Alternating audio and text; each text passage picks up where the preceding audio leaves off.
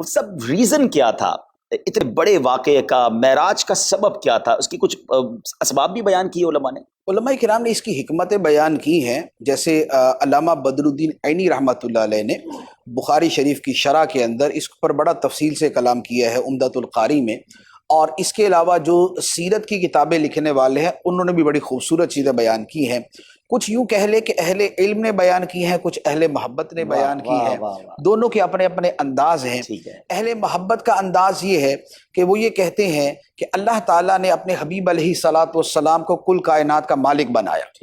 کہ قرآن کے اندر اللہ تعالیٰ نے فرمایا انا اعطیناک الکوثر، اے حبیب بے شک ہم نے آپ کو بڑی کثرت کے ساتھ عطا فرما دیا۔ اب وہ کثرت کے ساتھ کیا عطا فرمایا کہ اس کی تفسیر میں نبی پاک علیہ الصلاۃ والسلام فرماتے ہیں کہ اعطیت مفاتیح خزائن الارض، مجھے زمین کے خزانوں کی چابیاں عطا کر دی گئی، مجھے جنت کے خزانوں کی چابیاں عطا کر دی گئی۔ تو یوں ایک اس قدر وسیع عطاؤں کا سلسلہ ہے جو نبی پاک علیہ الصلاۃ والسلام کو دیا گیا، اور کیوں نہ ہو کہ رب فرماتا ہے وَكَانَ فَضْلُ اللَّهِ عَلَيْكَ عَظِيمًا، اے حبیب تمہارے اوپر اللہ کا فضل بڑا عظیم ہے۔ یہ دنیا تمام کی تمام اپنی وسعتوں اور اپنی پہنائیوں اور اپنی آفاقیت کے ساتھ رب فرماتا ہے قُلْ مَتَاعُ الدُّنْيَا قَلِيلٌ،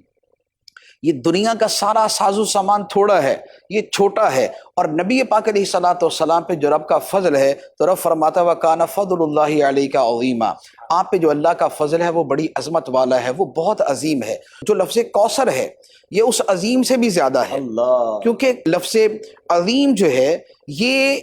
عربی کے اعتبار سے ایک نارمل صیغہ ہے، لیکن جو لفظ کوثر ہے یہ مبالغہ کا صیغہ ہے، جس کا مطلب ہے کثرت در کثرت در کثرت در کثرت در کثرت، یا ہم اپنی زبان میں کہیں بہت زیادہ بہت زیادہ بہت زیادہ بہت زیادہ۔ لا ورب العرش، جس کو جو ملا ان سے ملا، بٹتی ہے کونین میں نعمت رسول اللہ کی، میں تو مالک ہی کہوں گا کہ ہو مالک کے حبیب، یعنی محبوب و محب میں نہیں میرا تیرا۔ تو نبی پاک صلی اللہ علیہ وآلہ وسلم کو اللہ تعالیٰ نے جو عطا فرمایا تو اب اس کا مشاہدہ کروانے کے لیے کہ اے محبوب جو تمہاری سلطنت ہے ذرا اس کی سیر بھی کر لو، جو آپ کی حکومت ہے ذرا اس کی سیر بھی کر لے۔ تو سلطنت المصطفیٰ فی ملکوتی کل الورا،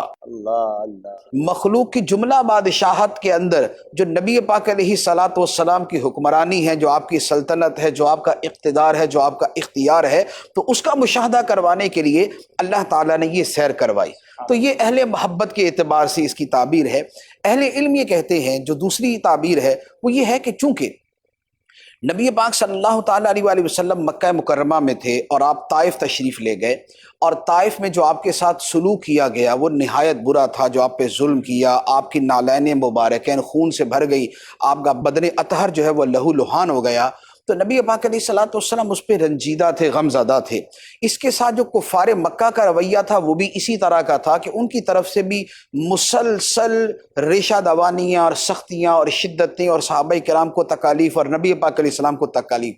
تیسری طرف یہ ہوا کہ نبی پاک علیہ الصلاۃ والسلام کی زوجہ مطہرہ جو ہر مقام پہ آپ کے ساتھ کھڑی ہوتی تھی، سیدتنا خدیجہ الکبریٰ رضی اللہ تعالی عنہا، ان کا انتقال ہو گیا۔ چوتھی بات اس کے ساتھ یہ ہوئی کہ نبی پاک صلی اللہ علیہ وآلہ وسلم کی جو سب سے زیادہ حمایت تھی وہ ابو طالب کی طرف سے تھی، جو نبی پاک علیہ السلام کے چچا تھے، اور ان کا انتقال بھی اسی سال میں ہو گیا۔ تو یہ بہت سے ایسے واقعات جمع ہو گئے کہ جس کی وجہ سے نبی پاک علیہ الصلاۃ والسلام کا قلب اطہر غمگین تھا، اور اس سال کو عام الحزن کہا جاتا ہے کہ یہ غم کا سال تھا نبی پاک علیہ السلام کے لیے۔ تو نبی پاک علیہ الصلاۃ والسلام کا غم زدہ ہونا یہ رب کو منظور نہیں۔ آقا کریم علیہ الصلاۃ والسلام جس شے کو چاہتے تھے رب عطا فرما دیتا تھا، آپ جس بات کی خواہش کرتے تھے اللہ تعالیٰ عطا کر دیتا تھا۔ حضرت عائشہ صدیقہ رضی اللہ تعالیٰ عنہا کی روایت ہے مسلم شریف کی، فرماتی ہیں ما ارا ربک الا یسارع فی ہواک، یا رسول اللہ میں دیکھتی ہوں کہ آپ کا رب آپ کی خواہش پوری کرنے میں بڑی جلدی کرتا ہے۔ تو نبی پاک صلی اللہ علیہ وآلہ وسلم کی جو قبولیت کا معاملہ ہے وہ یہ ہے۔ اور اعلیٰ حضرت علیہ رحمہ ایک جگہ پر بڑا خوبصورت اس کا جو ہے وہ منظر بیان فرماتے ہیں کہ خدا کی رضا چاہتے ہیں دو عالم، خدا چاہتا ہے رضا محمد۔ تو نبی پاک علیہ الصلوۃ والسلام کا قلب اطہر غمگین تھا، تو آپ کے مبارک دل کو خوشی پہنچانے کے لیے اور آپ کے اس غم کے ازالے کے لیے اور آپ کے اس رنج کو دور کرنے کے لیے اللہ تعالیٰ نے نبی پاک علیہ الصلوۃ والسلام کو اس قدر عظیم سیر کروائی کہ جس سے آپ کا قلب اطہر کھل اٹھا۔ اور اس میں جو بطور خاص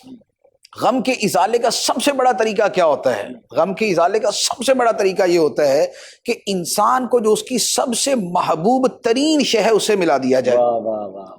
آپ کسی آدمی کو کچھ کھانے کو دے دیں، کوئی یا سیر کروا دیں یا کچھ بھی دے دیں، یہ ساری کی ساری چیزیں ایک طرف ہیں، لیکن اگر اس کی محبوب ترین ہستی اسے مل جائے اور اس سے شرف ملاقات حاصل ہو جائے اور شرف تکلم مل جائے تو اس سے بڑھ کر غم کو دور کرنے والی کوئی شے نہیں ہوتی، جسے کہا جاتا ہے